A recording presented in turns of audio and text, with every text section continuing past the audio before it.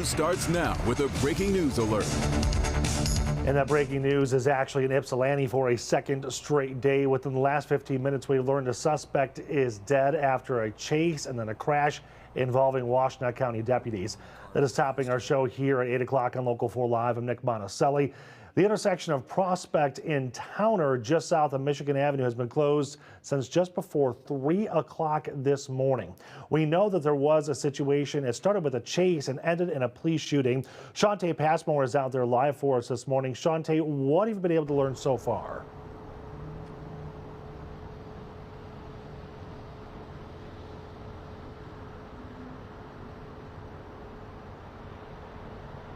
So many major developments rapidly evolving throughout the morning, but right now at this hour, Local 4 can confirm that a suspect was shot and died while no other officers were injured. But I want to show you the scene. It's just across the way on Michigan Avenue here. You can see a who's who, including Michigan State Police, and what either looks like maybe the mobile evidence collection trailer or accident reconstruction unit on scene. This is a large perimeter. We can see there's a white van on its side. There's no other indicator that points to this being a crash involving another vehicle. And here's why, because we are getting new information. Just before 2 a.m., Washington County Sheriff's Office tells Local 4 deputies saw a van without license plates and headlights on in this area. When they tried to do a traffic stop, that person drove off and led deputies on a chase. This driver reportedly went the wrong way on Grove Road and tried to run over an officer and deputy vehicles. That driver did crash, and moments later, shots were fired.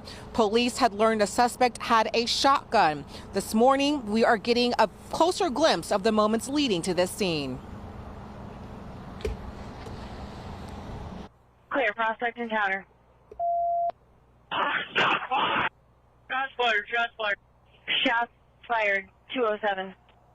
Everybody, watch crossfire. Somebody shut down Prospect right there. Those cars northbound, stay right there. Eyes on him, he's moving around a little bit. Armed with the shotgun. Armed with the shotgun. 10-4, just for the tape, shots fired by police. I'm clear on it.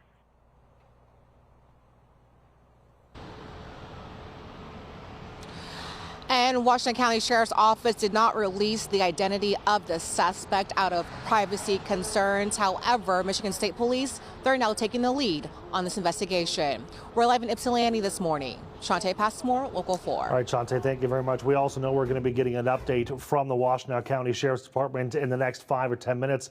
When that happens, we'll bring it to you right here on Local 4 Live as well. And also the Click on Detroit team will have the very latest for you on our website and on the app as well. All right, turning our attention now to the weather outside here. You know, Ashley Barrissey here again. You said it exactly yesterday that we were going to have kind of a warmer day today, but kind of a gross day. Just some rain in the air, some freezing rain. Just not a good day to be outside. I know, even just like a little misty, so lower visibility, and you're going to see the melting occur at the surface. So it's going to be a muddy paws day. Oh, great. You know, for the dogs that have to go out for a walk. So yeah, it's not the most beautiful day as that warm front's just skirting us to the south, and it has brought widespread precipitation. Even some of that pink that you see there, kind of indicating either a wintry mix or some light freezing rain or drizzle, and then rain in some spots. It's very much dictated by what the temperature is in your neighborhood, and only a half a degree or degree can make that difference. Close to our radar site where that sweep is in Oakland County, it does show that there is a little bit of that mixture. Otherwise, it's pretty much just widespread rain at this hour. So we are above the freezing mark, and then up in the thumb region is where we started off the day with some freezing rain. We're starting to see the tip of the thumb at least start to dry out, but if you look down towards Oxford, you could encounter some freezing drizzle. So it's very much isolated.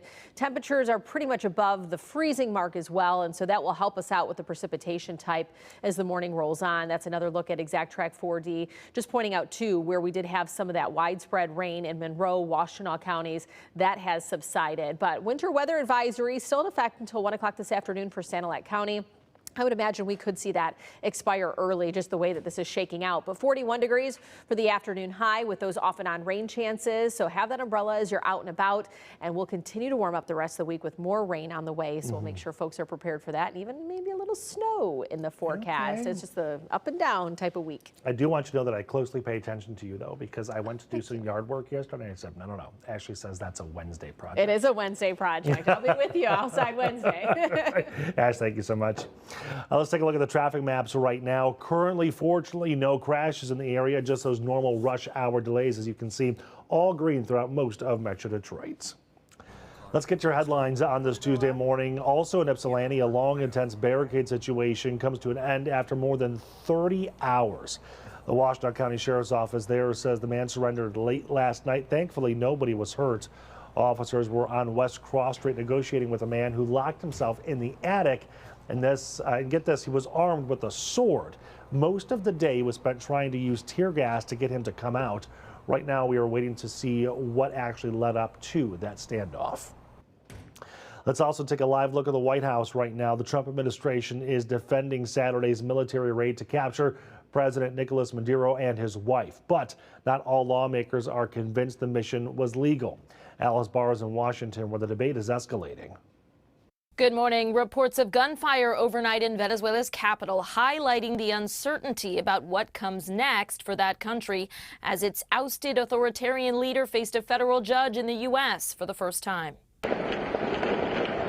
Fresh tensions in Venezuela as overnight gunfire rang out in Caracas. Two White House officials tell NBC News the administration is closely tracking the situation and the U.S. was not involved. While in the U.S., Venezuela's deposed authoritarian leader Nicolas Maduro and his wife Celia Flores pleading not guilty to federal drug and weapons charges. Maduro saying in a New York courtroom that he's still the constitutional president of Venezuela, calling himself a prisoner of war. U.S. Attorney General Pam Bondi defending the Trump administration's move to capture and remove Maduro, accusing him of bringing tons of drugs into the U.S. This was well within the president's Article II powers. It was a law enforcement function to arrest indicted individuals in Venezuela. President Trump has repeatedly said the U.S. is now in charge in Venezuela, even as interim president and Maduro loyalist Delcy Rodriguez was formally sworn in.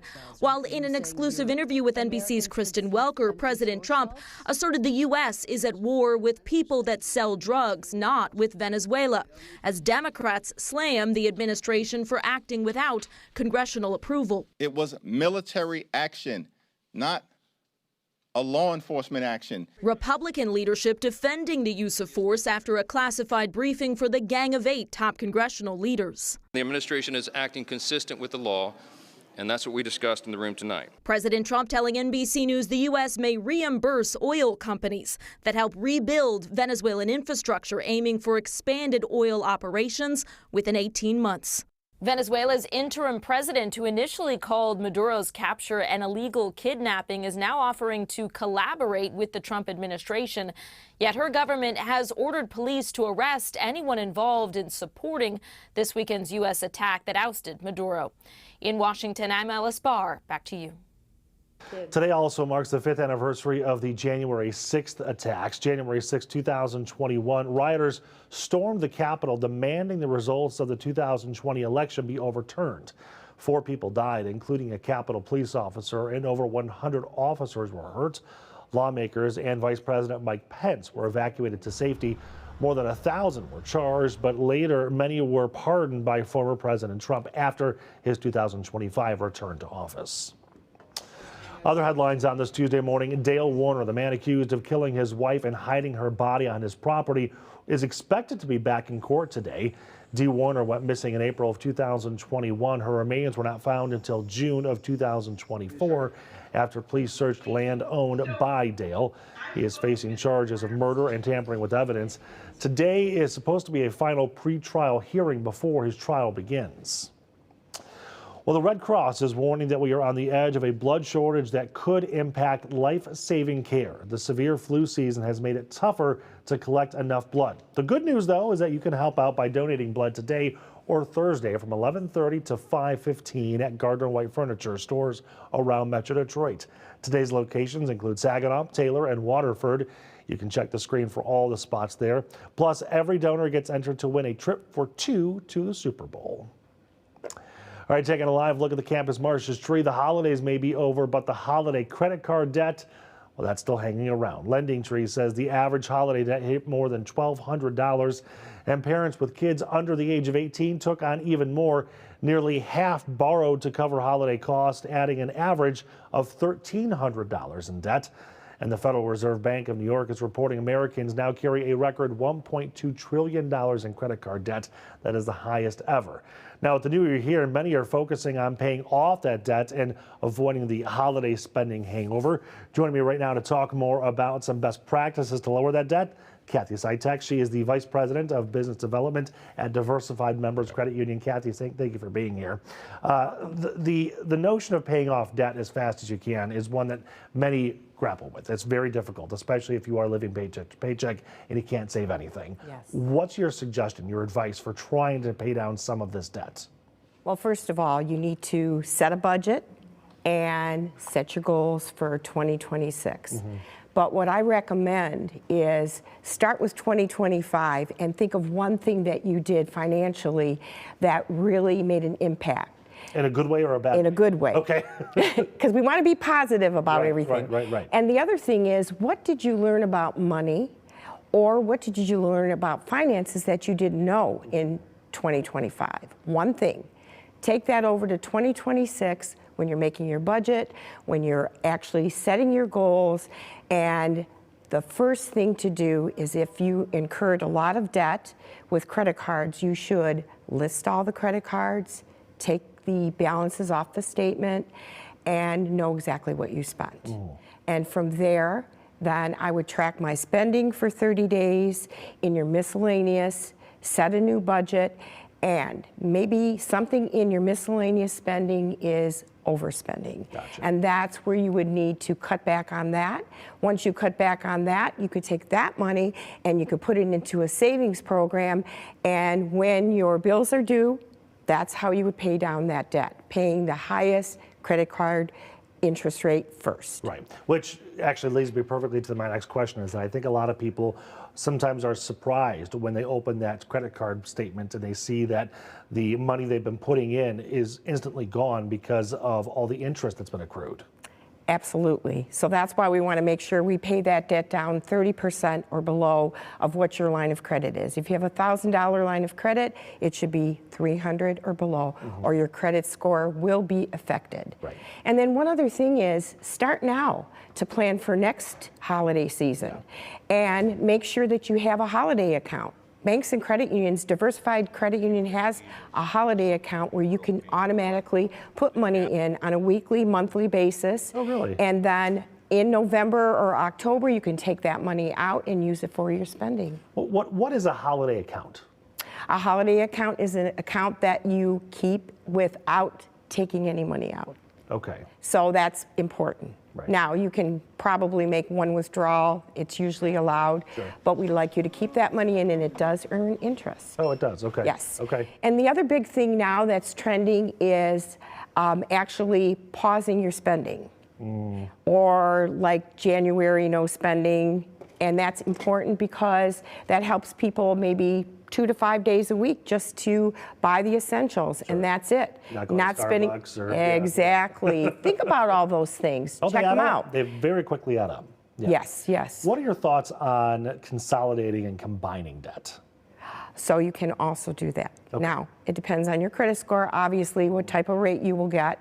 But if you get the lower rate, you can consolidate your debt, and then you don't have all the stress of all those credit card your balances that you have, and also the rates on your credit card will be much higher than your personal loan. Sure. And it's less stress. Yeah. A lot of people talk about combining or transferring a balance from one credit card to a new one. Is that a good idea? That can be a good idea. We also have a 6-month 0%.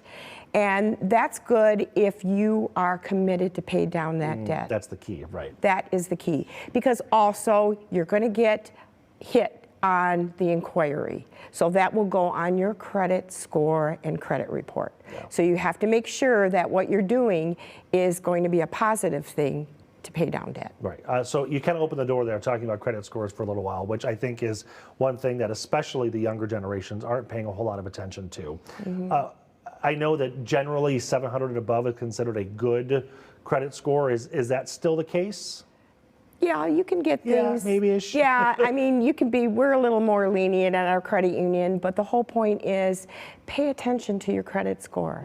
And, you know, as financial coaches, we can help people build their credit. I did not have a good credit score when I became a coach, and I realized the That's things ironic, that I was, isn't it? Yes, and I wanted to change my ways, so that's why I changed, and I now have an 800 credit score. Wow. But I knew what I needed to do, and now I can share that with others and build their credit score so that they can get things better. I hate to say it, but sometimes your credit score is worth more than your cash. Really? Wow. Okay, Kathy, thank you so much for your time. We appreciate you this morning. Okay, so we're going to take a short break here. We are actually in a warm-up phase right now. Ashley is tracking when Mother Nature is going to say the spring-like feel is going to be over. Plus, in a Michigan State basketball game that lacked any drama, suddenly everything stops, and as everyone in the Breslin Center looks at one man in particular, what made Tom Izzo so upset over a fan in the stands, and you might actually recognize that fan when we come back.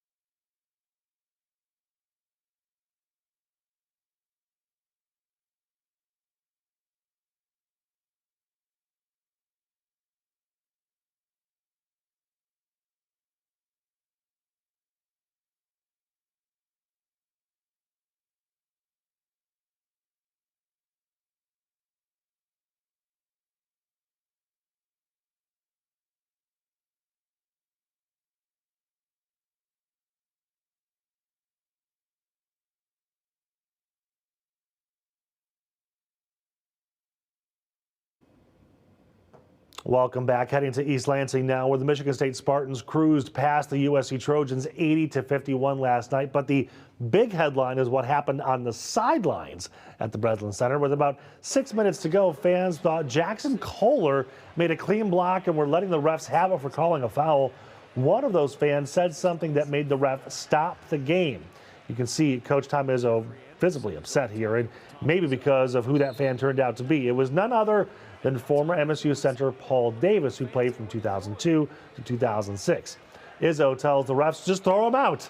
And here's what he said about it after the game. You know, I love Paul Davis. I really do. He's one of my favorite guys. He's always calling and doing things. But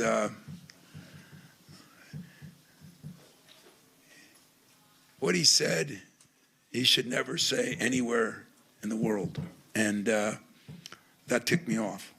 So just because it's 20 years later, I'm going to have to call him tomorrow and tell him what I thought of it. And you know what he'll say? I screwed up, Coach. Izzo also said that Judd Heathcote once told him, this game makes fools of us all at times, and that applies to the fans as well.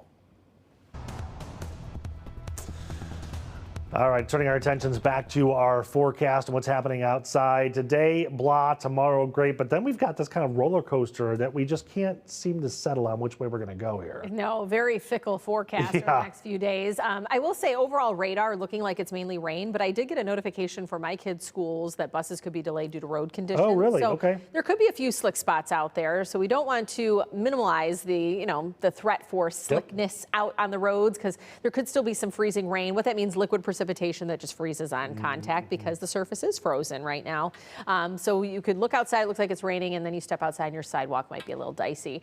So just know that as you are out and about this morning. That will quickly change over, though, to just rain as temperatures are on the rise. But we could even see some fog formation. I'm kind of looking, that looks like steam in the one camera. But yeah, low visibility can't be ruled out by late morning, early afternoon across portions of Metro Detroit. You get that warmer air brushing over the snowpack at the surface, and you're adding the moisture from the rain, and it's all ingredients for some fog.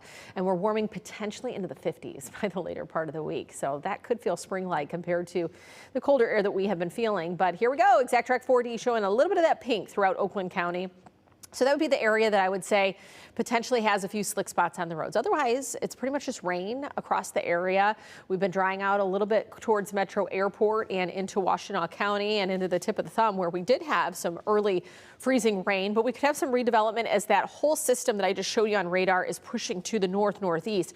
So it will be working its way in the thumb, which could be a little colder, and you could see kind of that change back over to freezing rain for Sanilac County. And that's where we do have that winter weather advisory still in effect until 1 o'clock this afternoon. But if we stay on the warmer side of things, maybe you see that expire early.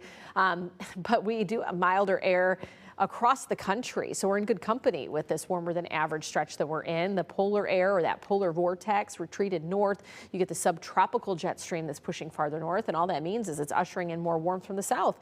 So from the Rockies to the Midwest down to the Gulf states, we're experiencing above average conditions. Here is a live look around the area, where at Metro Airport we sit at 34, 33 in Ann Arbor, 34 in Lapeer, and 36 in Monroe. So for folks that are at 33 like Ann Arbor, you're only a degree off from seeing some of that be kind of sleet or freezing drizzle. Visibility has fallen a little bit, and I would say right now as I'm looking at Howell down to 1 mile visibility, so that might be where you have a little bit more of the fog formation, but otherwise 3 mile visibility is not going to completely slow you down on the roads. Today's forecast, good day to sit in with a book, do some reading. We'll be in the low 40s this afternoon, in and out of those rain chances.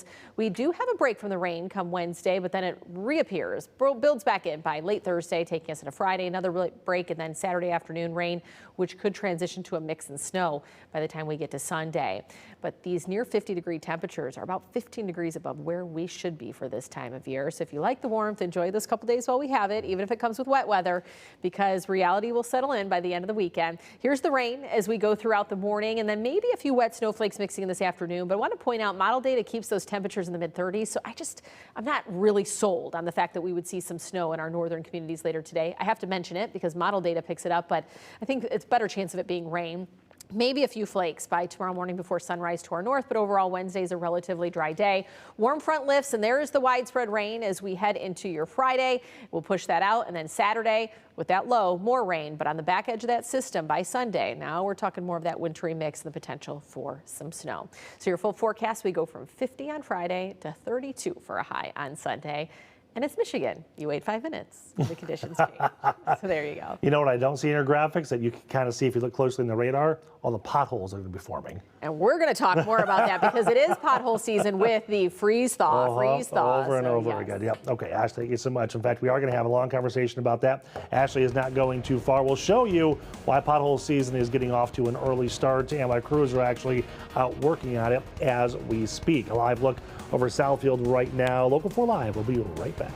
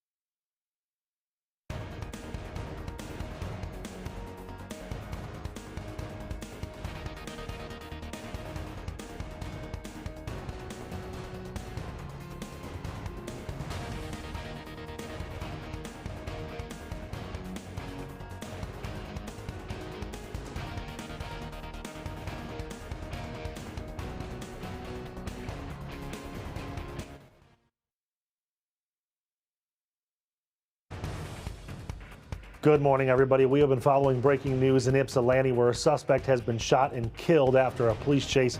Take a look at the scene here on Prospect and Towner just south of Michigan Avenue. Our crew saw a car flipped on its side. Shantae Passmore is going to join us live here on Local 4 Live in about 3 minutes to explain all of this to you. Make sure you switch over to watch that on Local 4 Plus and click on Detroit.com. We also have much more lined up for you on the streaming side. It is that time of year. Potholes popping up everywhere. We're going to understand how they form and why they are so bad right now. And you've probably heard the term brain rot. We're going to look at the studies that link poor cognition with heavy social media use.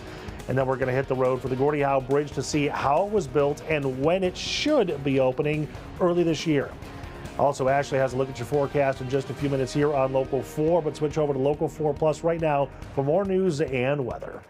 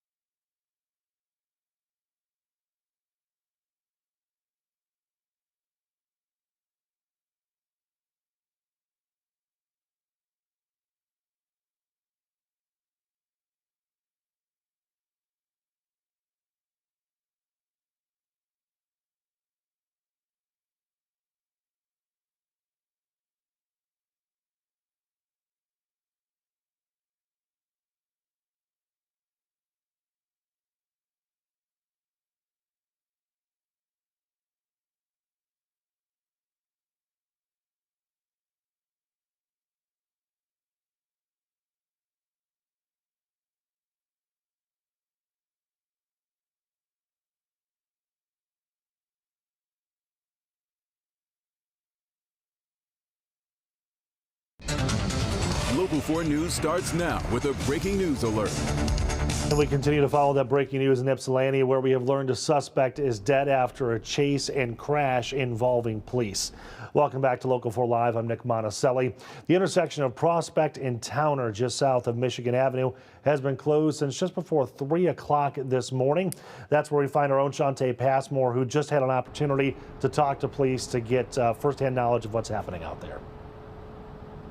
Well, Nick, as you just mentioned, yes, a suspect is shot and killed while no other officers were injured in the shooting. And throughout the morning, we've been getting major rapid developments, especially within the last hour. But actually, the scene is across the way on Michigan Avenue. It's down the block, actually, on Prospect here near Towner. And the new information into the newsroom right now at this hour, just before 2 a.m., deputies saw a van without license plates and headlights on in this area. And when they tried to pull the man over, he led police on a chase. The driver reportedly went the wrong way on Grove Road and tried to run over an officer and deputy vehicles. The Washington County Sheriff's Office tells me he did crash into a police vehicle. Moments later, we're told law enforcement returned fire as the driver had a shotgun. And police obviously had learned that he had a shotgun there. Police audio reveals the tense moments between law enforcement and the man. And only 6 days into the new year, this has been the second high-profile case Washington County Sheriff's Office has been involved following a 30-hour barricaded incident. Anytime you have a traumatic incident, especially with somebody that's pointing a firearm at you, you know, the adrenaline for everybody goes up. So we just want to make sure that everybody is safe. We want to make sure that our deputies, our officers, and the community is safe. So it's just a high level of adrenaline when you have that type of situation that's going on. Were there any deputies that were injured? No deputies were injured. No other law enforcement officers were Nobody else was injured. So is there still any threat to the community right now? There's no active threat to the community. But we do ask, you know, that the community stays out of this area while the Michigan State Police does their investigation. Will anyone be going on paid administrative leave for protocol? So for that, I can't comment right now. Again, it's an active investigation that's being led by the Michigan State Police. It's been 2 days of activity here in Ypsilanti. It has. What are your thoughts? I see the smile on your face.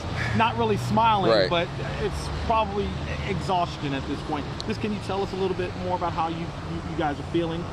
Well, again, our deputies and our staff, you know, are doing just an absolutely amazing job. But we are tired and fatigued because there's been a lot going on in the last couple of days. And so the Washington County Sheriff's Office did say they will not be releasing the name of the suspect out of privacy concerns. And now Michigan State Police, they're taking the lead on this investigation. We're live in Ypsilanti this morning. Shantae Passmore, Local 4. Shantae, I know MSP is taking the lead. Any indication how long they're supposed to be out there working on that scene before they can open it back up? You know, it seems indefinite because we have to remember they had to contend with the early dark hours of the morning, and now we're having daylight here. A couple hours ago, they put the barricades up. As you know very well, that only indicates that they plan to be here for the long haul. Okay, Shantae, thank you for the update. We appreciate that. And as she's been talking about, there is a lot to this story. Our Click on Detroit team has been going through it. They're going to have the very latest information posted on our website and the app at clickondetroit.com. Well, we know what the winter weather typically brings its fair share of seasonal issues, and yes, that includes potholes. A live look at 696 in Southfield right now. Potholes are a major problem across the state, and while pothole season typically is around the end of March or early April, the road crews and public service teams across Metro Detroit say the complaints about potholes already popping up, and they're being proactive, trying to stay ahead of this issue. Here's Damon Fernandez. It's a new year, and drivers across Metro Detroit are dealing with some old seasonal problems.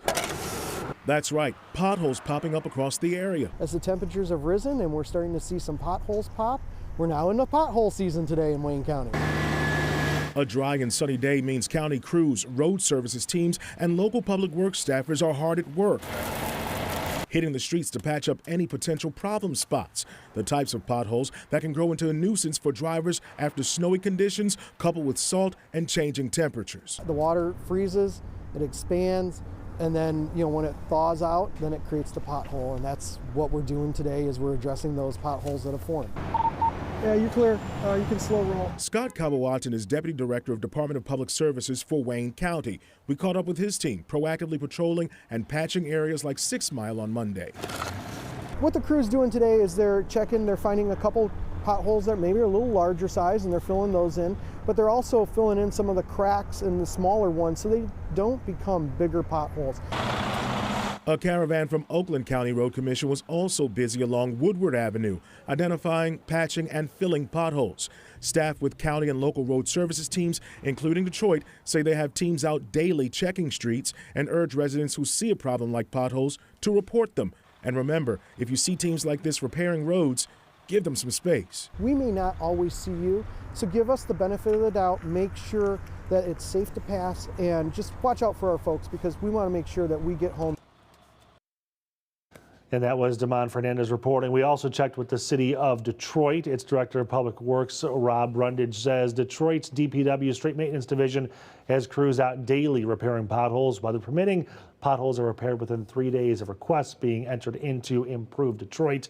You could read their full statement over on clickondetroit.com. So to get a better idea of pothole season, which we're a little early right now, but that's Mother Nature's fault. Well, I mean, you just look at this week's forecast and you go from 50 to 32, so that freeze thaw. I mean, I think anyone that's lived in Michigan for a small amount of time, you understand the 1 freeze week thaw. and you get it. Right, you get that's what's going to lead to the potholes, but we want to dive into it a little deeper. And so there are multiple layers to the road that you drive on. And so, of course, you see the surface layer, but then there's also the base layer underneath that. And when it comes to potholes, you see the damage go beyond that surface layer and even down into the base layer. So as we dig into this literally even deeper, you obviously have the traffic that's going by, and so there's the road weakness. Is that traffic flow causes just the typical wear and tear, and you get the cracks from the the surface of the road, but those cracks go down towards the base layer, and then this is where weather plays a role. You get the rainfall on a day like today that's going to seep through those cracks, and the water will pool underneath the base layer that you see there, and so it's going to be into that second layer of the road. So it pools there, and then you have to factor in the freeze thaw. And so when you have the water freezing, it expands, and that creates more weaknesses that are going to be forced upward. And then, of course, you get all the traffic that goes over it, and it's going to cause more issues. But then when the melting occurs, the above freezing temperatures will melt that ice, and then a gap forms under the road surface. And here's where the traffic flow will create potholes this time of year, because we dealt with the freeze, the thaw, there's the weakness. So the constant traffic breaking down the road surface will damage that pothole, and it will form. And so that's what we're seeing right now. And so the crews have to go out there, repair. But it really, I mean, Nick, that's a Band-Aid, because now we're talking 2 layers deep, and eventually we have to replace stretches of roads and things like that. And I know here in Michigan, there are some communities, especially when you go up into the UP, they don't even use salt this time of year because they know that's going to create more damage. And so you see sand to treat it. But it's just going to be it's that vicious cycle because we deal with winters here in Michigan. The entire time that you were talking about this, I kept thinking about, and I'm not sure if you saw it, but several months ago, we had a professor from Michigan State here who has invented with his engineering students the bendable concrete. And I keep thinking that, I know they're doing more testing to see how viable it is, but that would change the game in so many ways, because not only is it flexible and can move a little bit, but they talk about it being self-healing, that once there is a crack, it just kind of bends around it and fixes itself. Yes. So even if it's going to be a little more expensive up front, I'm sure in the long haul, you're saving so much money down the road than having to constantly repair. And then just the headaches for Michiganders to have to be in construction season. We have winter in construction. That's no longer. Construction season's year round. Right. All right, Ashley, thank you so much. In your headlines this morning, the family of 3-year-old Khalil Robinson is hoping justice will be served today. He died from a crash in June that also seriously hurt his mother and twin sister. Prosecutors say Tammy Sandoval should not have been driving at all that day. Priya Mann is reporting on her last day in court and how we got up to this point. This is the intersection where that family was hit crossing the street. We're here at Linden and Merriman, and months after this deadly crash, there are still remnants of a memorial here, reminders that a little boy was killed, his twin sister injured, and their mother critically injured. The driver who caused all of this will be back in court today. Tammy Sandoval will be sentenced at 11 a.m. The Mount Morris woman pleaded guilty in the car crash that killed a 3-year-old boy and seriously injured the boy's mother and twin sister. 28-year-old Tia Robinson was placed in a medically induced coma after being hit crossing the street with her 3-year-old twins. Khalil was killed. His twin sister Chloe survived. The family was hit last summer while crossing the street. The community came together in the days and weeks after the tragic crash, remembering a little boy who was taken too soon. We love him, we miss him, we ain't gonna never forget him. It's just hard to be here saying, I'm gonna miss him, when I had a journey that I wanted to take with him and for him to be in my life forever, until it was my time, not his time. And Sandoval, the driver who pleaded guilty, will be in court at 11 this morning. She faces up to 15 years in prison for driving with a suspended license causing death. She faces up to 5 years in prison for leaving the scene of a crash. We'll, of course, have much more for you tonight at 5. In Livonia, I'm Priya Mann, Local 4. Over in Sterling Heights, the city is ready to take a stand against crypto scammers. We have been tracking stories where scammers use Bitcoin ATMs to rip off people, and now the city council is set to vote tonight on a new ordinance to tighten those regulations. If passed, this ordinance would require businesses to get licensed, verify IDs, post fraud warnings, and set spending limits for first-time users. Businesses would have until March 31st to get on board.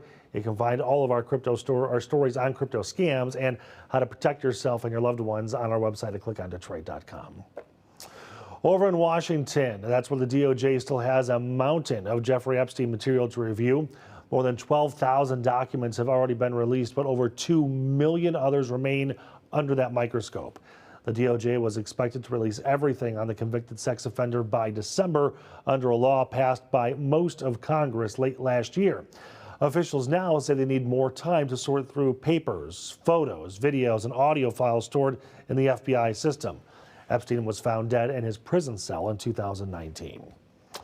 Also staying in D.C., a major change in American media. The Corporation for Public Broadcasting is closing for good. The CBP's board of directors voted Monday to dissolve the organization following Congress's decision to end federal funding. While officials considered temporarily shutting down in hopes Congress might restore funding, the president rejected that option, citing risks of political manipulation or misuse.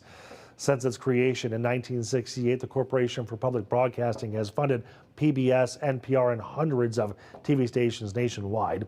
Both PBS and NPR will continue operating, but will need to find new funding sources. General Motors says it was America's top vehicle seller in 2025, despite a slump in the fourth financial quarter. GM released sales figures yesterday showing a 6% increase over its 2024 totals. The automaker was #1 in the nation in full-size SUVs and full-size pickup trucks, with the Chevy Silverado and Sierra posting their best combined sales in 20 years. GM says it was #2 in EV sales. Sales in the fourth financial quarter were down 7% compared to the same time period in 2024.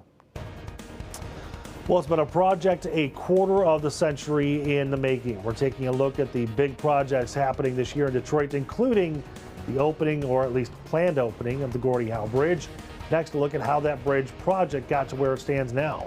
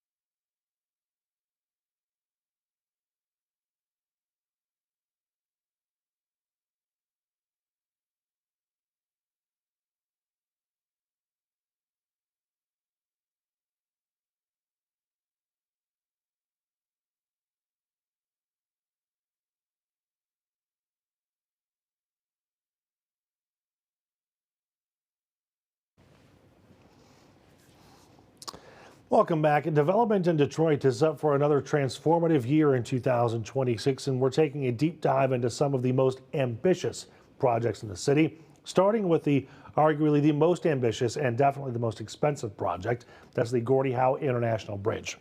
Now, this was supposed to open last year, but due to delays, its long-awaited grand opening will be happening sometime early this year. And this isn't just isn't any construction project. It's a quarter-century story of an international cooperation with some engineering challenges and plot twists along the way. This is by far the longest cable-stayed bridge in North America.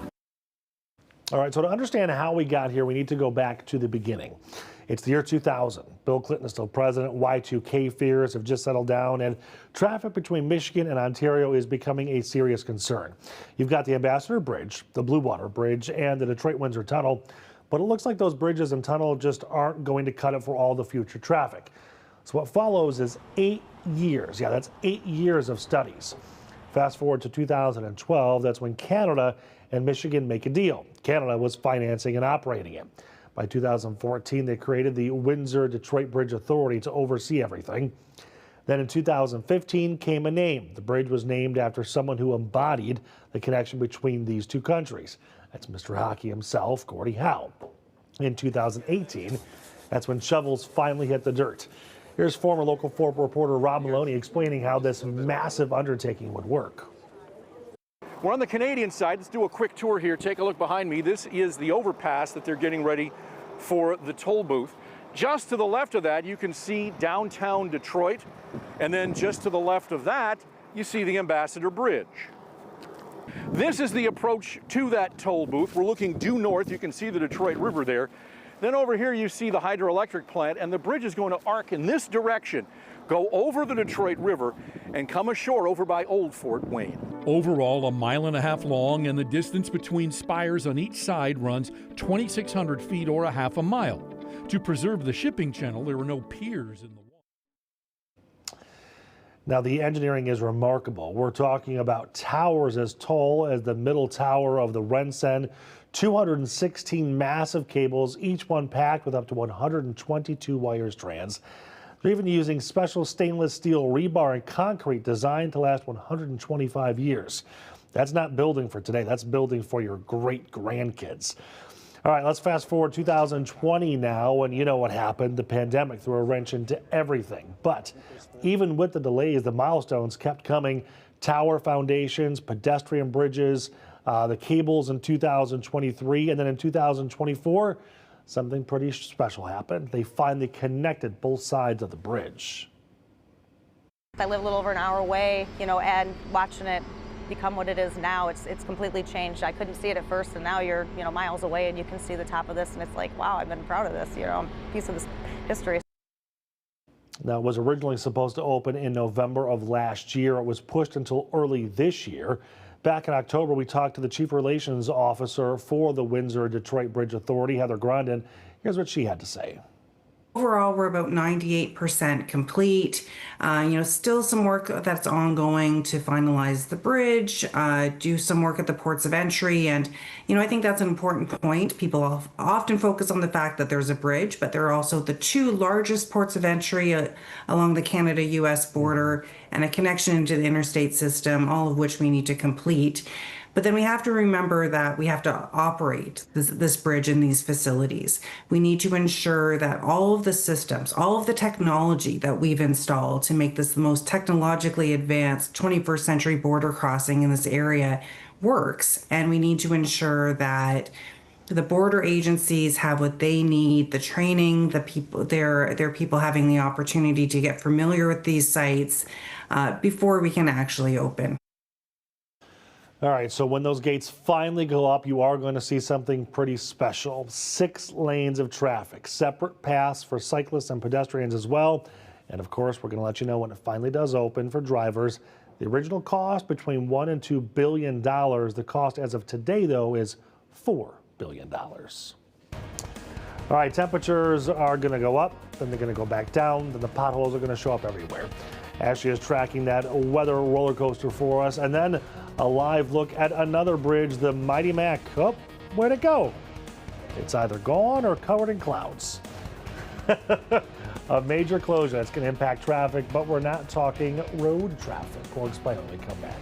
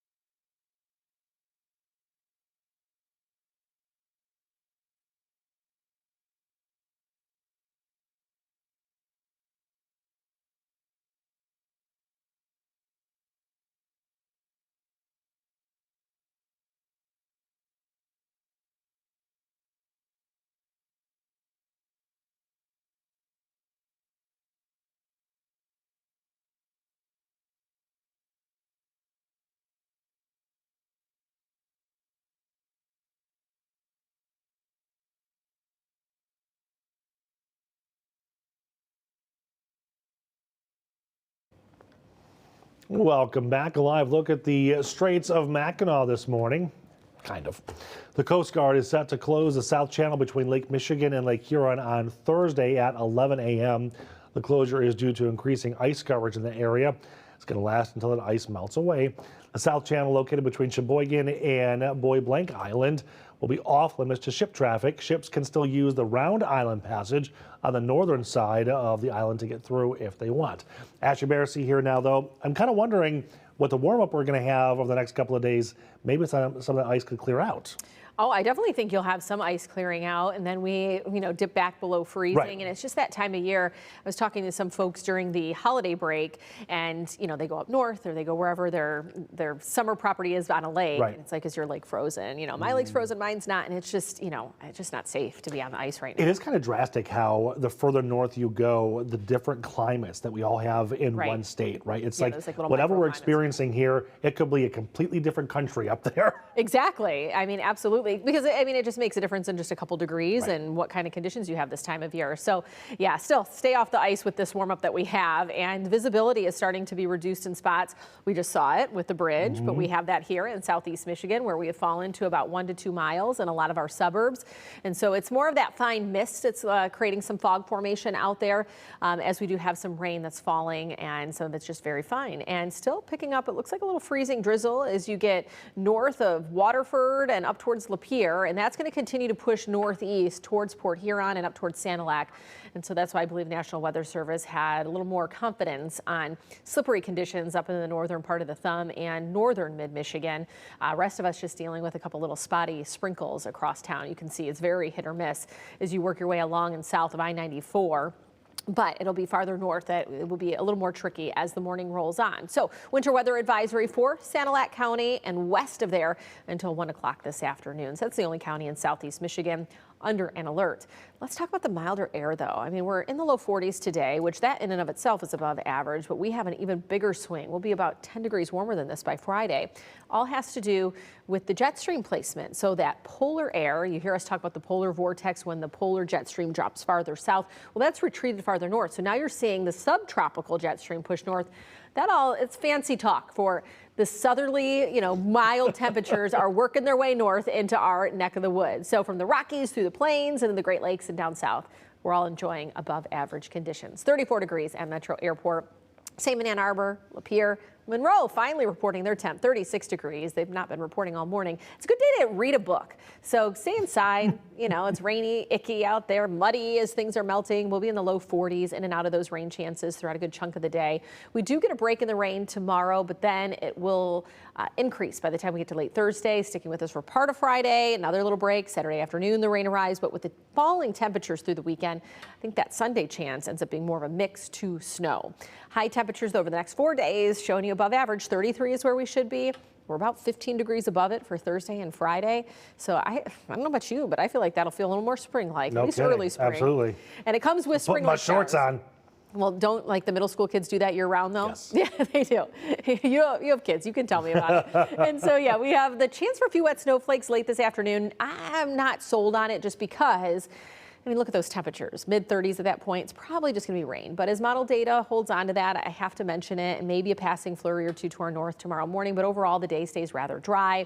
So let's go ahead and jump to what's ahead with that warm front by late Thursday. So Thursday night into Friday is where we get the widespread rain. Warm front lifts. Cold front will chase it out of here. So I would say by, before daybreak, we're going to be seeing a little reprieve from that. But then Saturday afternoon, boom, here it is. We have more rain in store with that low pressure system. But there's a colder sector to that. So Saturday night going into Sunday, you start to see that change over to a little bit of mix, and we could have some snow passing beyond that. And so we're still too far out and still some fluctuating models to lock into any kind of totals. But I do think we see some snow by the end of the weekend, and we'll stay in the 30s going into early next week. I'm pretty sure our stagehand Sean is wearing shorts right now. Yeah, he's one of those year-rounders. So he's that like child. What you got on back there? You are wearing pants? Oh, man. The first time all year. Yeah, he's just the inner child that we'll just continue to move on. But, See, middle school, right? Middle school, yeah. we mean it with love, Sean. We mean all it the love. Yeah. Thanks, Ash. All right now we are diving into some animal adventures. Stick around, Ashley. Starting in Traverse City, there's a unique way to donate your used Christmas tree.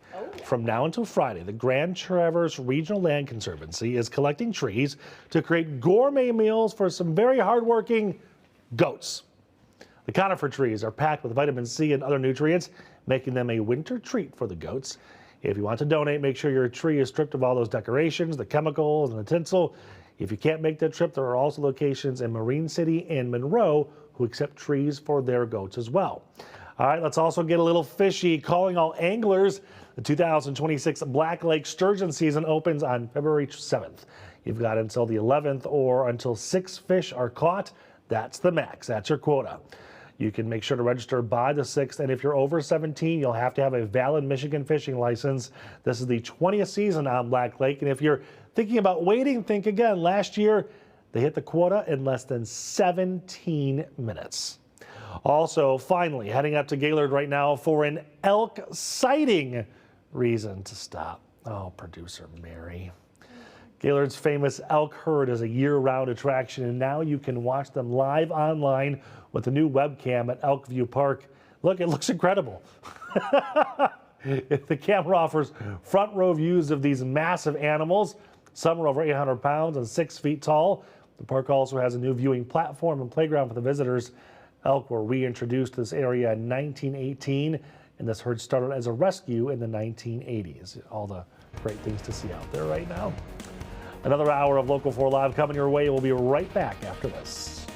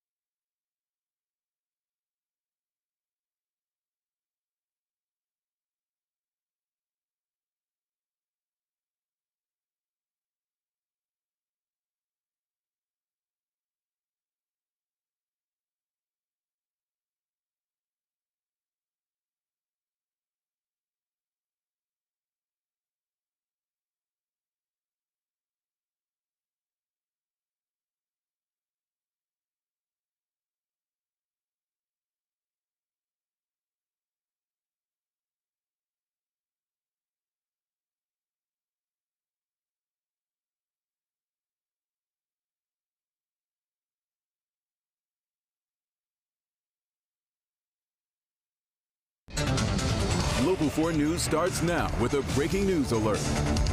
And that breaking news continues to be in Ypsilanti, where a driver is dead after a shooting and a crash involving police. We learned this all started when deputies saw a van driving without a license plate and the headlights not turned on. They tried to pull over that driver. That turned into a chain of events, ending with this scene at the intersection of Prospect and Towner, just south of Michigan Avenue. Our Shante Passmore has been there all morning long. She got an update from police just about an hour ago. Local 4 News starts now with a breaking Hey there, news we're alert. told a suspect is shot and killed while no other officers were injured in this shooting, but there have been rapidly evolving major developments throughout the morning. And the scene is actually across the way, Michigan Avenue on Prospect, about a block away near Prospect and Towner Roads near the Washington County Health Department. Information that we've got so far, just before 2 a.m., deputies saw a van without license plates and headlights on in this area. When they tried to pull the man over, he led police on a chase. The driver reportedly went the wrong way on Grove Road and tried to run over an officer and deputy vehicles. The Washington County Sheriff's Office tells me he did crash into a police vehicle. Moments later, we're told law enforcement returned fire as the driver had a shotgun. Now, police audio reveals the tense moments between law enforcement and the man. Only 6 days into the new year, this has been the second high-profile case Washington County Sheriff's Office has been involved in following a 30-hour barricaded incident.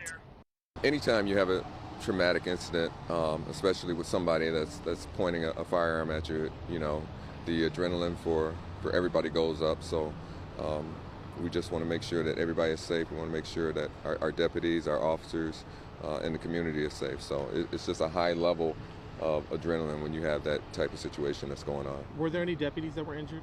No deputies were injured. But no other law enforcement officers were Nobody else was injured. So is there still any threat to the community right now? There's no active threat to the community. But we do ask, you know, that the community stays out of this area while the Michigan State Police does their investigation. Will anyone be going on paid administrative leave per protocol? So for that, I can't comment right now. Again, it's an active investigation that's being led by the Michigan State Police. It's been 2 days of activity here in Ypsilanti. It has. What are your thoughts? I see the smile on your face. Not really smiling, right, but it's probably exhaustion at this point. Just can you tell us a little bit more about how you guys are feeling? Well, again, our deputies and our staff, you know, are doing just an absolutely amazing job. But we are tired and fatigued because there's been a lot going on in the last couple of days. And the Sheriff's Office did tell me they do not plan to release the name of the suspect, citing privacy concerns. Now, Michigan State Police, they're taking the lead on this investigation. We're in Ypsilanti. I'm Shantae Passmore, Local 4. All right, Shantae, thank you. We're going to stay on top of that shooting all day and bring you updates here on Local 4 Plus and clickoutdetroit.com. We're also following other big local and national news today, but we do want to start with the weather here locally because outside it is just not pretty out there. Ashley Barrissey here in studio. A live look over 696 in Southfield. It's going to be warmer out there. However, the rain is there, so it makes it just kind of blah, and then the temperatures are going to go down a little bit. You've got freezing rain. Just not a great day to be out and about. I'm just thinking about the muddy paws I'm going to have to wipe when I get home from work today. It's a muddy paws What's day. the best way? Do you, like, some people have like a whole little water bowl and they dip the paws and then clean them off? What's your method? No, I mean, I just take a towel. I mean, she's like 10 pounds. She's little, so That's fair, yeah, but still. Sometimes you need like a pressure washer. I know. Sit out She here. has white fur, though, so she's probably going to look a little more gray by the end of the day. So, yeah, she's going to need to be, like, pressure washed. But yeah, it's one of those days that it's just icky outside, but we are at least following a warming trend for today. However, it could come still with some freezing drizzle in some spots. So we want to make sure that you are prepared for that. So we have been taking a very close look at satellite radar and fluctuating conditions, warm front skirting just the southern tier there of the state line, low pressure system attached to it, and all that rain lifting. And it lifts farther north. You can see a few pockets there of some freezing rain, but as temperatures have pretty much been trending right above the freezing mark, most of this is coming down as liquid precipitation and staying that way. So, I mean, this is actually very optimistic. I mean, let's look at the thumb a little closer. You can see a little bit more of that freezing rain up towards Lapeer, but, you know, I mean, it's very isolated. So as we look at the temperatures across town, we are above the freezing mark. That's going to work in our favor as the morning rolls on. We have some rain falling, and another look at Exact Track 40, that like little lull to our south. We'll be in and out of rain throughout the metro area, but just wanted to zoom in a little bit closer to show you what we were contending with there. Winter weather advisory still in effect till 1 o'clock this afternoon. Wouldn't be shocked if that gets lifted. That's just for Sanilac County, so only one county up into the thumb region, and 41 for our afternoon high today. You want the umbrella, stay inside, read a book, do what, you know, just relax today because tomorrow's the outdoor yard work day. It's the better, drier day. And so just store all that energy. This just screws with my mind too, because I start to think spring, I see the grass a little bit, I get excited, then I go straight back into winter depression. I know. And this isn't even what I call sprinter, because, you know, I have like my 12 seasons. Right. This is just like the appetite, like a little tease, Like, a little taste. remember how nice I could make it Right, for you? yeah. Forget about that. Yeah, this is why you'll want to live in Michigan, but then we're going to remind you why you're like, why do I live in Michigan? Thanks, Ash. All right, more news headlines and a story we actually brought you as breaking news yesterday. A very long, intense barricade situation in Ypsilanti is now over after more than 30 hours. The Washington County Sheriff's Office says the man surrendered late last night, and thankfully nobody was hurt. Officers were at his home on West Cross Street negotiating with him. He locked himself in an attic. He was armed with a sword. Most of the day was spent trying to use tear gas to get him to come out. Right now we're waiting to see what actually started this standoff. In a few hours, a woman is being sentenced for killing a 3-year-old boy in a hit and run last summer in Livonia. Tammy Sandoval also hit and injured the boy's twin sister and mom. She pled guilty in November. We're going to let you know what happens at that sentencing as soon as it does.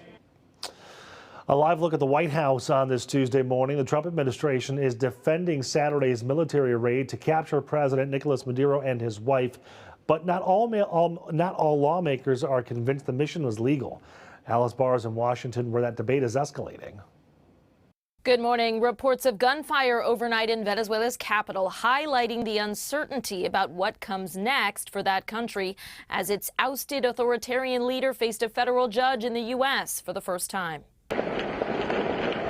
Fresh tensions in Venezuela as overnight gunfire rang out in Caracas. Two White House officials tell NBC News the administration is closely tracking the situation and the U.S. was not involved. While in the U.S., Venezuela's deposed authoritarian leader Nicolas Maduro and his wife Celia Flores pleading not guilty to federal drug and weapons charges.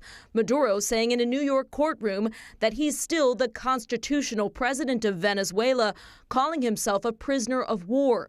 U.S. Attorney General Pam Bondi defending the Trump administration's move to capture and remove Maduro, accusing him of bringing tons of drugs into the U.S. This was well within the president's Article 2 powers. It was a law enforcement function to arrest indicted individuals in Venezuela. President Trump has repeatedly said the U.S. is now in charge in Venezuela, even as interim president and Maduro loyalist Delcy Rodriguez was formally sworn in.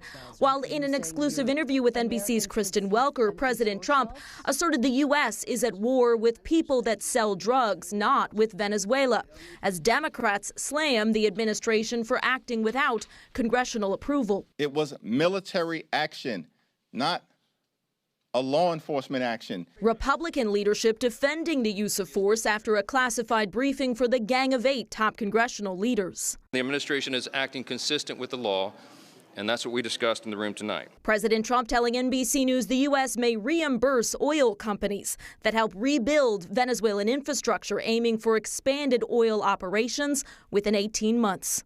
Venezuela's interim president, who initially called Maduro's capture an illegal kidnapping, is now offering to collaborate with the Trump administration. Yet her government has ordered police to arrest anyone involved in supporting this weekend's U.S. attack that ousted Maduro. In Washington, I'm Alice Barr. Back to you. All right, a live look at the Capitol this morning. Today marks the 5th anniversary of the attack on the Capitol, January 6th, 2021. That's when rioters stormed the Capitol, demanding the results of the 2020 election be overturned. 4 people died, including a Capitol police officer, and over 100 officers were hurt. Lawmakers and Vice President Mike Pence were evacuated to safety. More than 1,000 were charged, but many were later pardoned by former President Trump when he returned to office in 2025.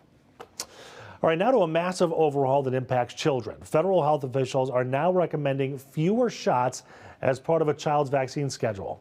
It comes as flu levels in the U.S. reach the highest level in 25 years. As Reed Binion reports, some fewer immunizations will lead to more infections. Today, HHS Secretary Robert F. Kennedy announced plans to alter the U.S. childhood vaccination schedule. Health experts expressing concern over the Department of Health and Human Services' decision to recommend fewer vaccines for most American children. If changes to our schedule are needed, and over the years we've made lots of changes when evidence supported it, they should come from careful scientific review. A number of recommendations remain intact, including those for the measles, mumps, and rubella, and immunizations against polio, chickenpox, HPV, and others. But officials are narrowing recommendations for some vaccinations, including hepatitis A and B, to children who are broadly at higher risk for infections. As for flu, COVID-19, and rotavirus, officials recommend vaccination decisions be based on consultation with a healthcare provider. Some experts worry reduced vaccinations could lead to more preventable infections in children. Parents deserve clear, consistent, evidence-based guidance they can trust. I'm Reed Binion reporting. All right, thank you very much for that. In fact, according to the CDC, at least 11 million people have been infected with the flu so far this season. 120,000 people have been hospitalized and 5,000 people have died. All right, what do the words skibbity, Riz, and Sigma all have in common? They're all linked to brain rot. What doctors from Henry Ford Health are now saying about constantly scrolling TikTok and Instagram reels when we come back.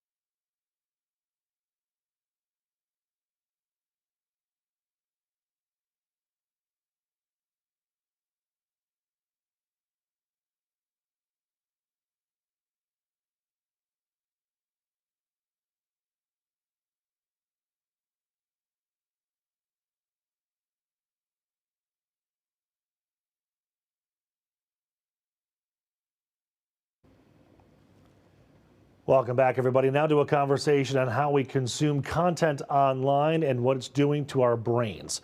Short form video is dominant on social media, and so many of us are constantly scrolling as our algorithm feeds us entertaining clips. All right, so is it causing brain rot? That internet slang term has been defined as the deterioration of a person's mental or intellectual state. Early research is showing some concern over brain rot. A review of 71 studies recently found that heavy consumption of short-form video was associated with poor cognition, especially in regard to attention span and impulse control. The review also found links to depression, anxiety, stress, and loneliness. We're joined now by Henry Ford Health neurologist Dr. Omar Danoon. Doctor, thank you so much for being here. I want to say no surprise, but now it's nice to have some science behind this, right? Hey, Nick. Yes, definitely it is, a sobering moment right now that we're starting to study these memes and these online content and link it to science so that we can, give clear explanation of what's going on and be able to educate the public on what are the best methods to avoid it and to get the best out of it. So when we talk about short videos, we're talking about things like Instagram Reels, TikToks, where you can just scroll for hours on end. Why is it that it's those shorter videos that are causing more issues? Well, it's the nature of the content and what it does to our brain. So research has found that these short videos can give you a dopamine spike, and these can be high levels of dopamine all at once in very small amount, and then these can be back to back, and it looks like exactly like somebody gambling on slots machine, because you have sometimes high dopamine and sometimes nothing, and you're anticipating the next one and the next one. We just keep going. Okay, maybe the next one will be better. Maybe the next one will be better. Let's just do one more and things like that. And this constant state of spikes of dopamine get people hooked up, and it looks like addiction mechanism going on. All right, so you mentioned ways to either avoid it or kind of navigate this. Saying that you're not going to do it is probably not the right solution, because if you like scrolling, you're going to keep doing it. That's right. That's right. I remember before COVID, like BC, before COVID, we said no screen time for kids, for adults, for everyone. And then we had the lockdown, and we just have this reality that we are always on our screens. So instead of just limiting screen time altogether and not dealing with screens because it is part of our life, so now we modulate and change the content that we are consuming so we can have engaging content, we can have positive content, and we recommend like longer form content that can have depth of knowledge and more information rather than just like doom scrolling and just very superficial content that does not engage the brain in any thinking or just getting dopamine hits without any positive rewards. Okay, so just to highlight that then, you're not saying that screen time is bad. You're saying that it's the content of what you're absorbing is the issue.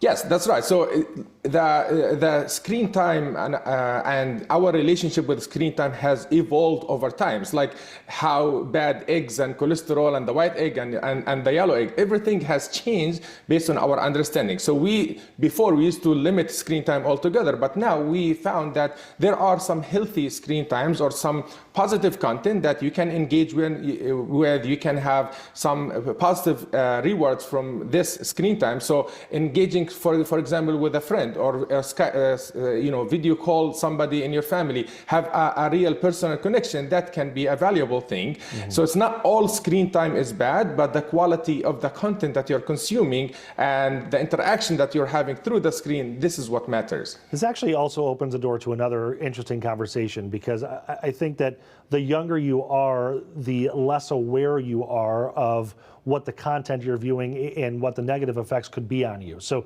you might want to take this into consideration, parents and those watching at home, that if you're older and you can understand that maybe this isn't the greatest for me, it's the young ones you really have to watch out for.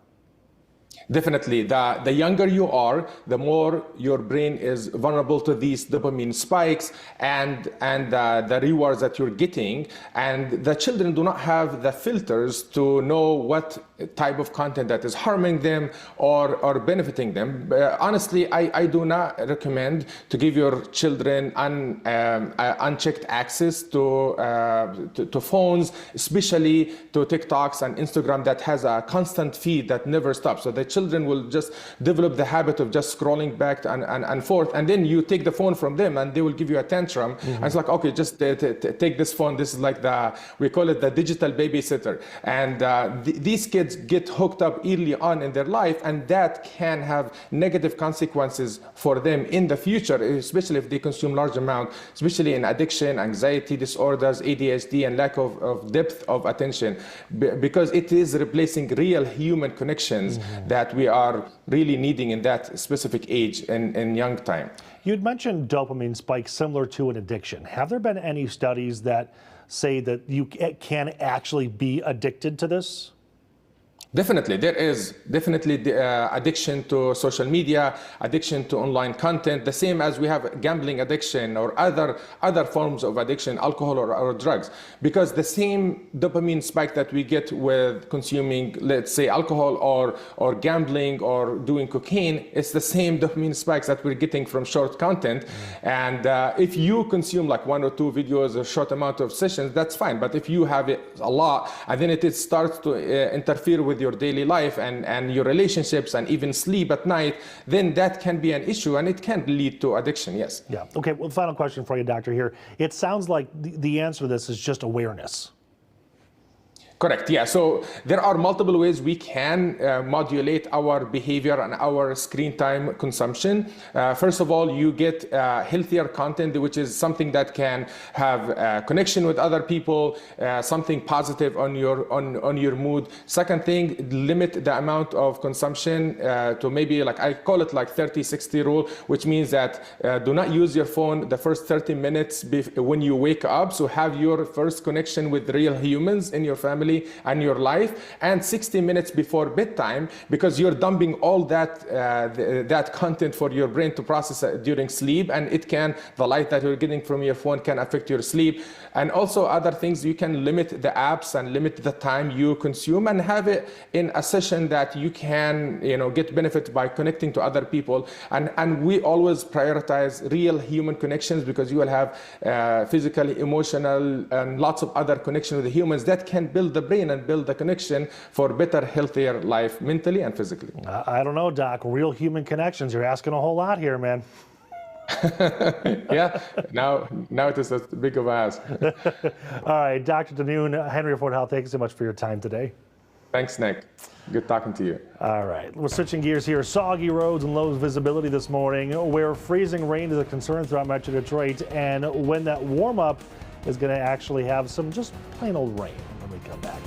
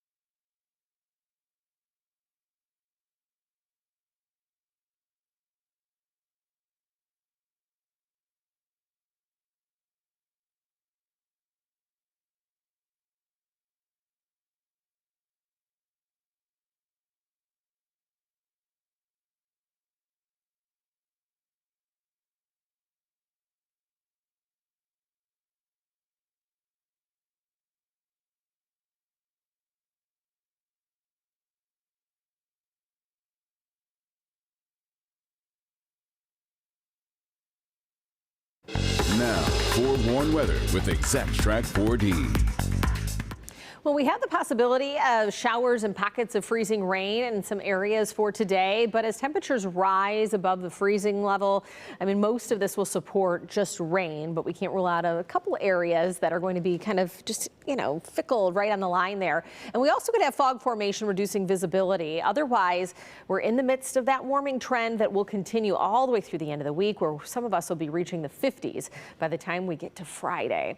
So we do have rain that is starting to build across the area with just a little bit of freezing drizzle, but we have seen, this change over through the early morning hours because of the rising temperatures. But just plan to not use the cruise control for today, as you'll be in and out of the rain, and it could be a bit wet for your drive. Winter weather advisory in effect until 1 o'clock this afternoon for Sanilac County, and so that's for the northern tier of southeast Michigan, and then stretching all the way into, I would say, the northern edge of mid-Michigan. So there will be, like I said, a couple little slick patches here and there, but overall milder weather bracing much of the nation. It includes the Rockies, the Plains, the upper Midwest, down into the Gulf. So that polar air retreating to the north as that subtropical jet stream pushes farther north, ushering in milder air for this time of year. 34 degrees at Metro Airport right now, 33 in Ann Arbor, 34 in Lapeer. Monroe not reporting, but we're starting to see that haze build in at Metro Airport, down to 4-mile visibility. And so I do think it could get a bit more dense as the later morning hours and early afternoon rolls on. We'll be right around 40 for that afternoon high for today, putting us well above the average of 33. We get a lull in the rain by tomorrow, but it's a brief break as late Thursday heading into Friday, rain returns. We'll have another bout of it Saturday, and then possibly changing over to some snow by Sunday. You can see the difference from where we should be compared to where we will be. 33 is average, and we'll be more than 15 degrees above it by Friday. So it will kind of give us a little spring-like feel along with spring-like showers before the transition occurs to snow by the end of the weekend. But throughout the day today, as we hover right around freezing, you'll get a couple patches of freezing drizzle. Otherwise, it's just scattered rain showers. Once we get to 4 or 5 o'clock, our models have consistently kind of pulled in some wet snowflakes to our north. But check out what the temperatures are at that point. So I'm not necessarily buying into the mixed precip later this afternoon, but it's worth mentioning that it could happen, but it's probably going to be more so just drizzle into the early evening. And then by the time we get to early Wednesday, maybe a passing little flurry or two, but the bulk of the day will be dry. So let's go ahead and give you a broader view at Thursday and beyond, because a warm front begins to lift Thursday evening. And with that, attached to that low, we're talking widespread rain heading into your Friday morning. Chasing cold front pushes it out briefly, but we do get more rain that will build in come Saturday with another low pressure system. Back edge of that's cooler. So once that pushes out, I would say by Saturday night, early Sunday morning, transition occurs to a mix and then some snow showers possible by the time we get to Sunday. We'll talk more about potential totals as we get closer to the weekend. Let's first enjoy about 50-degree weather for your Thursday and Friday, even if it comes with rain. And then we slide to about the freezing mark on Sunday, staying in the 30s early next week.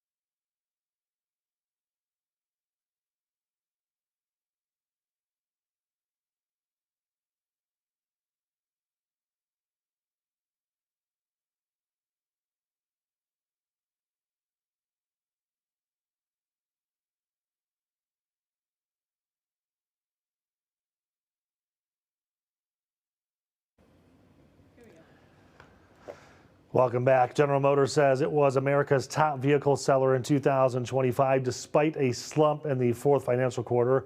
GM released their sales figures yesterday showing a 6% increase over 2024. The automaker was number one in the nation in full-size SUVs and pickup trucks, with the Silverado and Sierra posting their best combined sales in 20 years.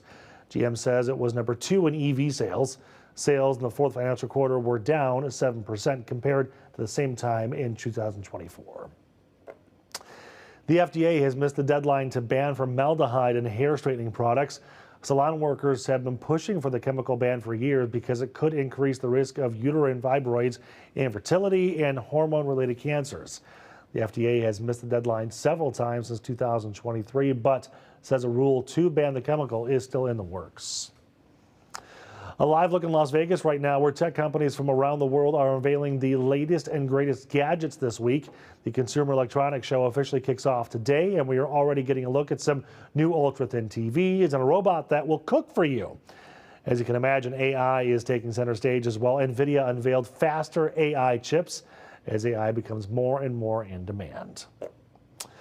We're going to get an update on that big breaking news of the morning, a police shooting and a crash that left a suspect dead in Ypsilanti. And then we're going to head to Detroit to talk about a program that will pay women who are pregnant. We'll explain that when we come back.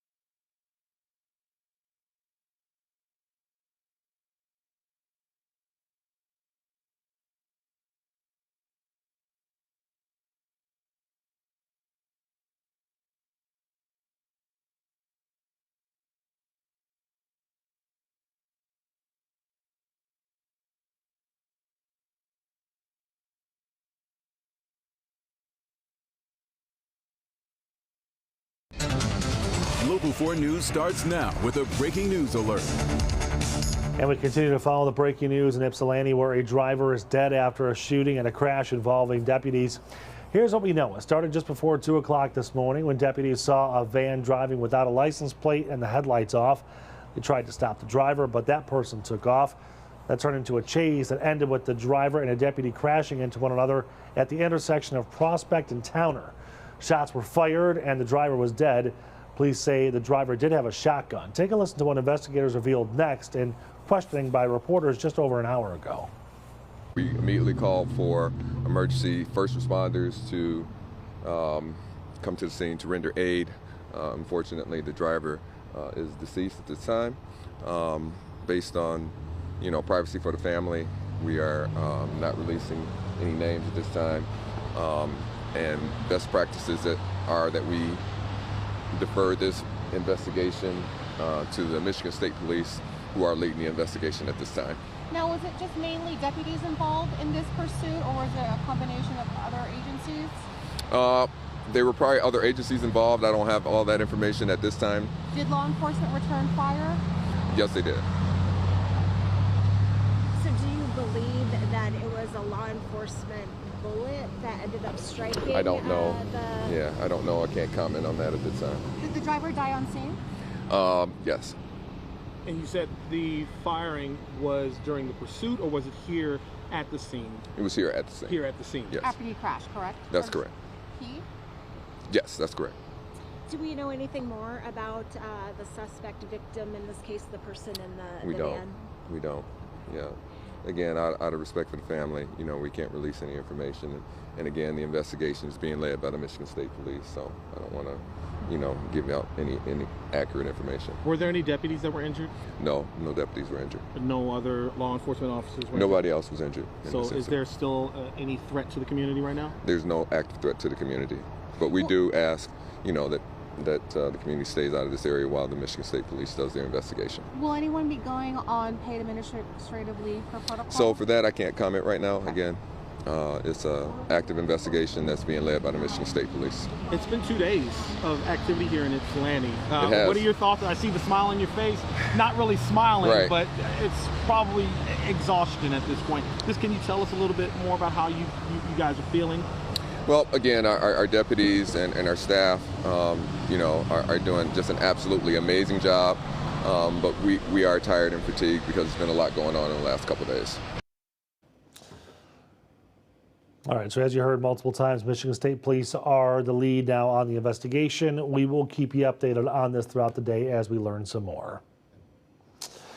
All right, more headlines here on Local 4 Live. Thanks for joining us. I'm Nick Monticelli. A program that gives money to new moms is expanding to Detroit. It's called RX Kids. It was started by Dr. Mona Hanna, the pediatrician who helped expose the Flint water crisis. Here's how it's going to work. The program gives $1,500 to pregnant women and $500 per month throughout the first 6 months of the child's life. It's being funded by a mix of private and public money. It's not exactly clear when the program will be available for new moms in Detroit, but Mary Sheffield says it will be within her first 100 days of taking office. The first months of a child's life are critical, not just for the child's health and development, but for a family's stability and confidence.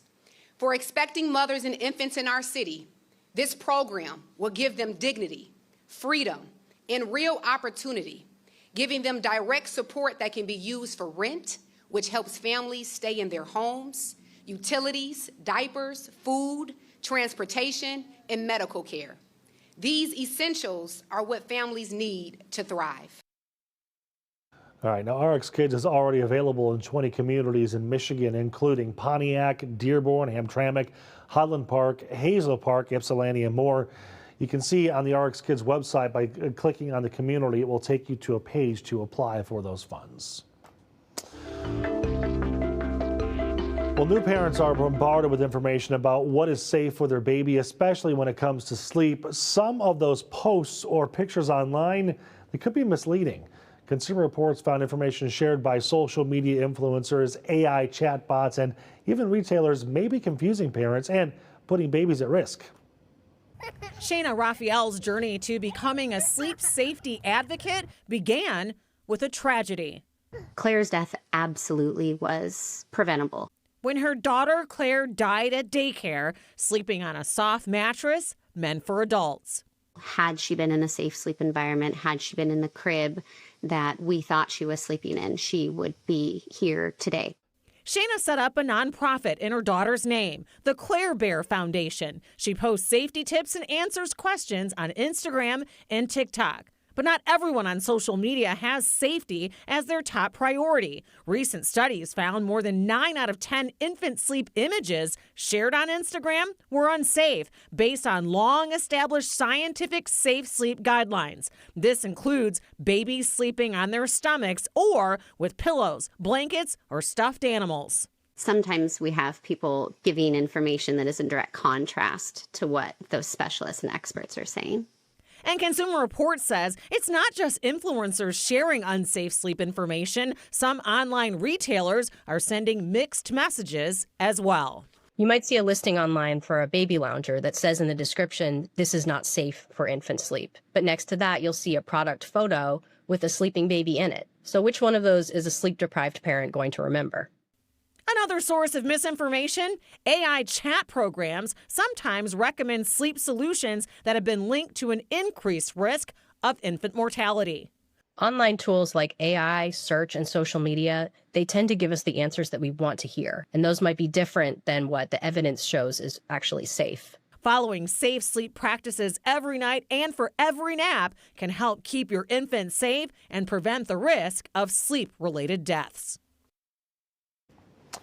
That was Rhonda Walker reporting. Make sure the recommendation comes from trusted medical professionals and, of course, your baby's pediatrician. No matter what you see on social media, remember the ABCs of safe sleep. Babies should not be put down alone on their backs and in a flat crib or bassinet.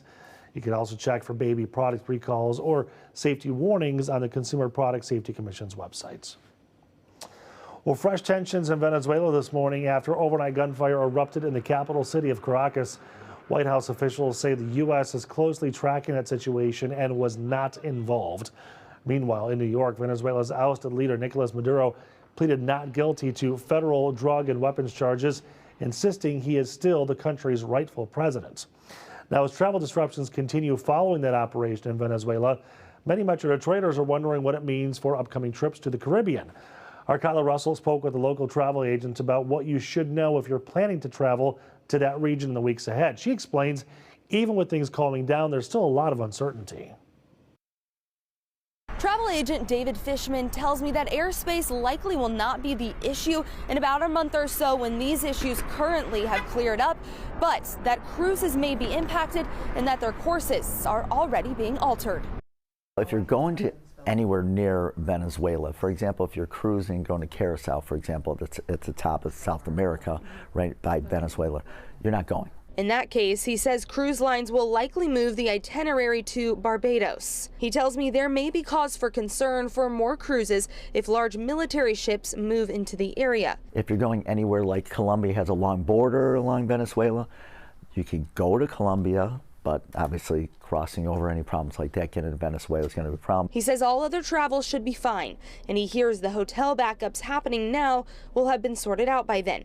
He has multiple clients in Puerto Rico and around the Caribbean that he's trying to help right now. Some of our clients, for example, they said, you have to leave. If you don't, they literally said, we called the police and we're going to kick you out, which was very unusual because other clients didn't have a problem at all. His biggest piece of advice, pay for travel insurance. Because travel insurance would clearly, flight delays or cancellations would be covered in this situation. They would cover your whole stay at the hotel. David also made sure to emphasize you read the fine print in that travel insurance to make sure you're covered for what you need. Here at DTW, I'm Kyla Russell, Local 4. All right, well, we know how easy it is to spend just a little bit too much over the holidays. Coming up next, we talk with an expert on how you can cut down on that post-holiday debt.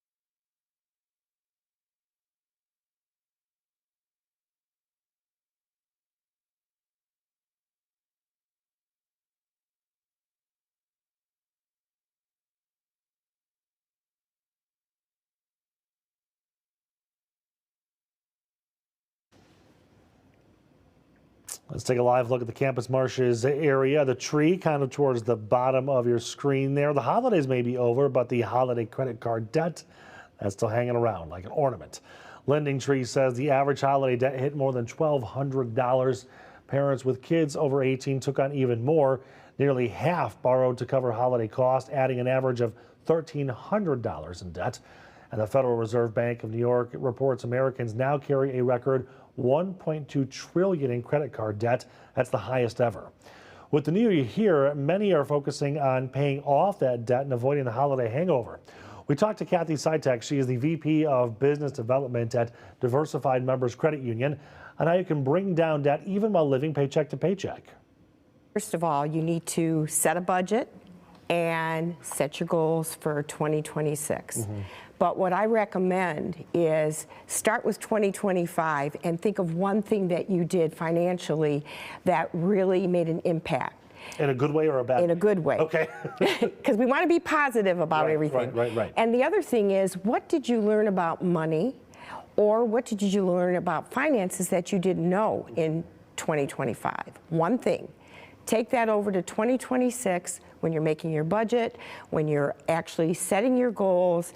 And the first thing to do is, if you incurred a lot of debt with credit cards, you should list all the credit cards, take the balances off the statement, and know exactly what you spent.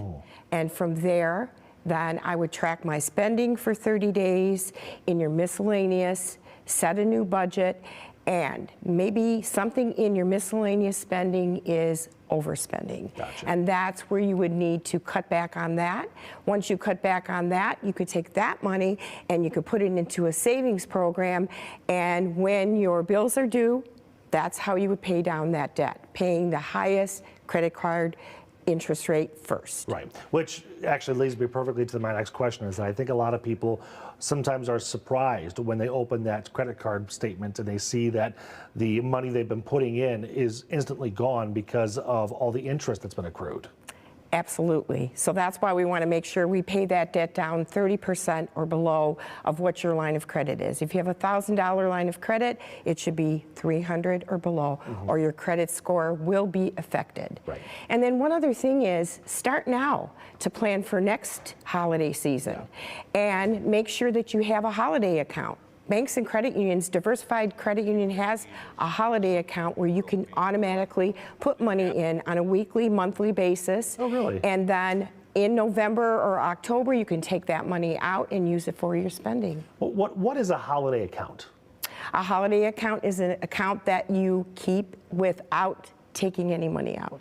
Okay. So that's important. Right. Now, you can probably make one withdrawal. It's usually allowed. Sure. But we'd like you to keep that money in, and it does earn interest. Oh, it does. Okay. Yes. Okay. And the other big thing now that's trending is actually pausing your spending. Or like January, no spending. And that's important because that helps people maybe 2 to 5 days a week just to buy the essentials, and that's it. Not spending. Exactly. Think about all those things. Oh, Check them out. They very quickly add up. Yeah. Yes. What are your thoughts on consolidating and combining debt? So you can also do that. Now, it depends on your credit score, obviously, what type of rate you will get. But if you get the lower rate, you can consolidate your debt, and then you don't have all the stress of all those credit card balances that you have, and also the rates on your credit card will be much higher than your personal loan. Sure. And it's less stress. Yeah. A lot of people talk about combining or transferring a balance from one credit card to a new one.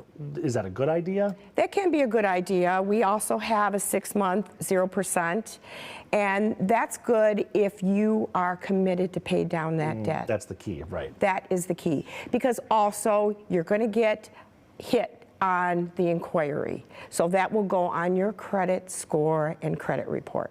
So you have to make sure that what you're doing is going to be a positive thing to pay down debt. Right. So you kind of open the door there talking about credit scores for a little while, which I think is one thing that especially the younger generations aren't paying a whole lot of attention to.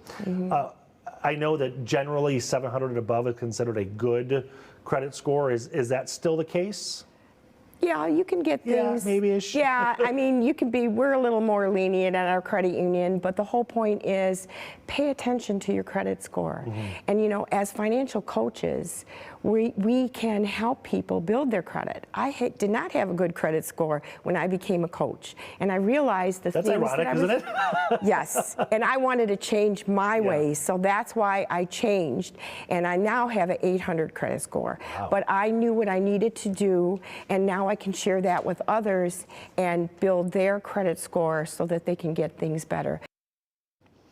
And Kathy said your credit score can even be more important than your cash. So again, start with the budget and your goals for 2026 to get your year off to a good start. Still ahead, how does near 50 degrees in January sound? Ashley is tracking that warm up and the rain that comes with it as we say hello to some steam in Mount Clemens.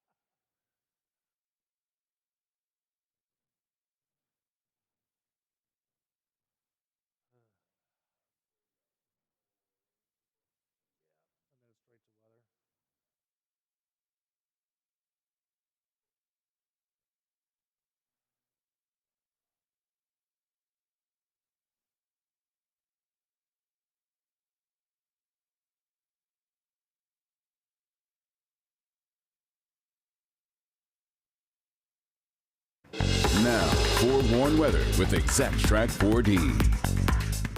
Well, we have the possibility of showers and pockets of freezing rain in some areas for today, but as temperatures rise above the freezing level, I mean, most of this will support just rain, but we can't rule out a couple areas that are going to be kind of just, you know, fickle right on the line there.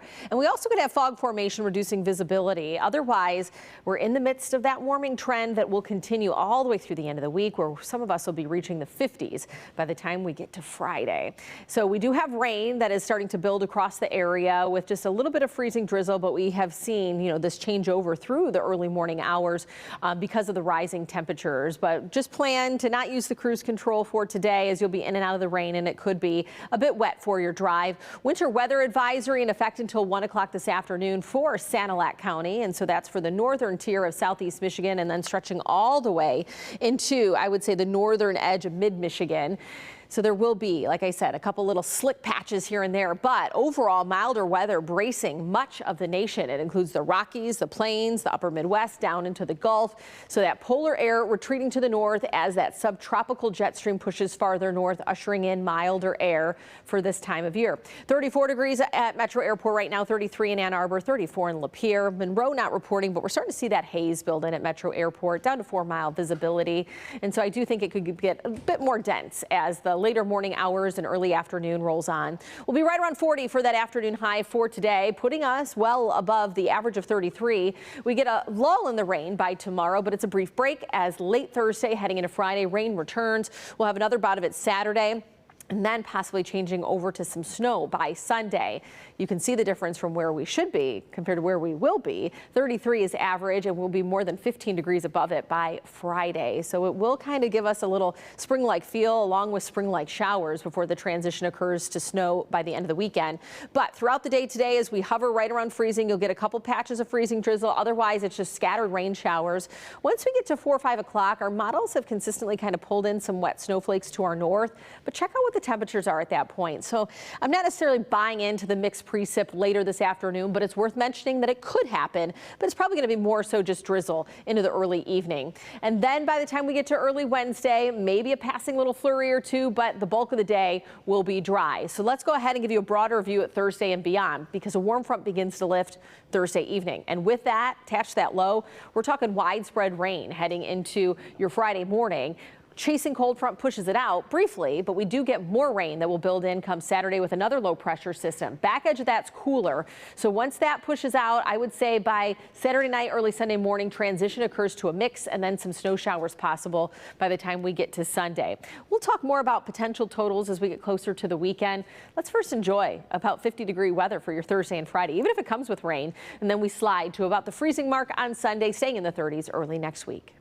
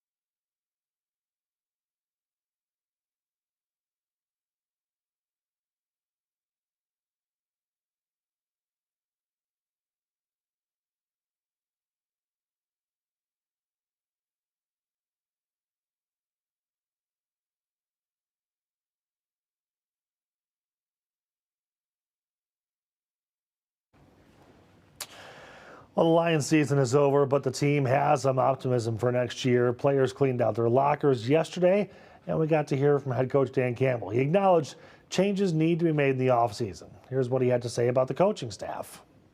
Well, the first thing I got to figure out is the staff. I need to make sure that, where we go from here. I just need to make sure that I feel good about where the guys are at, the positions they're in, or do we tweak a couple of things, move a couple of guys? Do we, do we stay pat? Those are the things I got to sort through. That's the first for me. That's what I got to get through, and I got to do some digging here. Now, mid-season, Campbell made a big change, taking over play calling from offensive coordinator John Morton. Campbell says he's not sure he'll continue doing that next season. I guess one of the good things, if I did do that, you don't have to worry about somebody else leaving. You don't have to worry about your play caller leaving.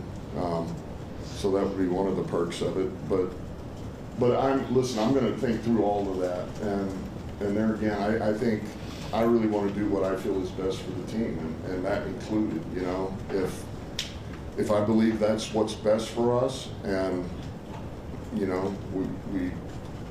and I feel good about it, then I will. If I just feel like I don't, then I won't do it. I won't do it.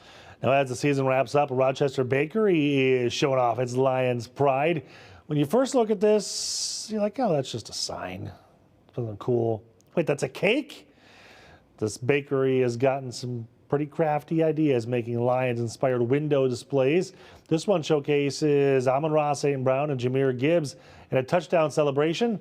The bakery says it took more than 400 hours with Rice Krispie treats, cake, and 65 pounds of fondant. I had to ask Ashley earlier what fondant is. Did she know? She did, because she bakes. You totally know what fondant is. You've Is had it like probably frosting? So, oh, wait, you're shaming me. No. But your co-anchor over here. I don't know what it you is. both know what it is. You've had a cake with fondant on it. You just didn't know it was fondant. Oh, it's That's all. the layering that makes it like smooth. I don't like that. I don't like it either. I pick it off my cake. Yeah. But it's really pretty, don't you agree? But it makes you able to make things like football players. Look at Nick. He was. Relax. What? It's Tuesday. Fondant. Do you like fondant? I don't know. You've definitely had it. It's like the plasticky. Well, I don't want that. It kind of tastes like plastic. I don't want that either. But it's edible.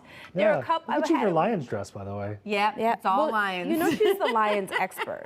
No, why are you laughing? Because Mary keeps saying, "What's happening on Live in the D?" What's happening I don't know what is happening on Live It's in the funny D, that Mary. you mentioned that, Mary, because that's why we do this tease every day. I was laughing Just because as I you miss were you talking guys. about the cake. Because we're talking about the cakes on Live in the D as well. We had The same The cakes? same cakes, Absolutely. yeah. The Rochester Oh, Bakery. I see. I mean, we need to have them on the show. I feel like To we explain do. fondant. Or Okay. just so we can get a taste of St. Brown and Gibbs. You're hilarious.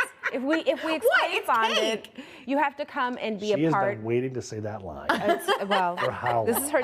If we learn about fondant, I'd like to invite you to come on and taste it for yourself. And I'll learn taste more it. about it. Listen, we're a show But does about it taste learning and plasticky? community, not when it's done right. Oh. And not a lot of people don't do In it right. addition to fondant, we are also talking about bourbon. Yes.